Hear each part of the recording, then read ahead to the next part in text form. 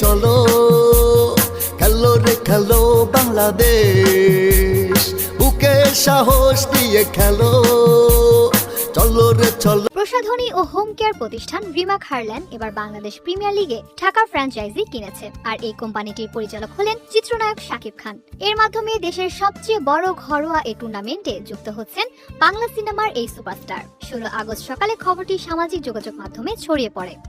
এরপর থেকে শাকিব খানের ভক্তরা উচ্ছ্বাস প্রকাশ করে শাকিবের বিপিএল এ যুক্ত হওয়ার খবরটি পোস্ট করতে থাকেন। তাদের ভাষ্য, দীর্ঘদিনের ইচ্ছে ছিল শাকিব খানের মালিকানায় বিপিএল এ একটি দল থাকুক। এতে করে শাকিবের ব্যবসায়িক যেমন উন্নতি হবে, তেমনি সিনেমার সঙ্গে ক্রিকেটের কম্বিনেশন আরো জমজমাট হবে। শাকিবের কোম্পানির পক্ষে ঢাকা ফ্র্যাঞ্চাইজি কেনার বিষয়টি নিশ্চিত করেছে বাংলাদেশ ক্রিকেট বোর্ডের একটি সূত্র। ওই সূত্রটি বরাত দিয়ে দেশের সংবাদ মাধ্যম জানিয়েছে, এরই মধ্যে সাইনিং মানি সহ কেনার আনুষ্ঠানিক প্রক্রিয়া সম্পন্ন হয়েছে।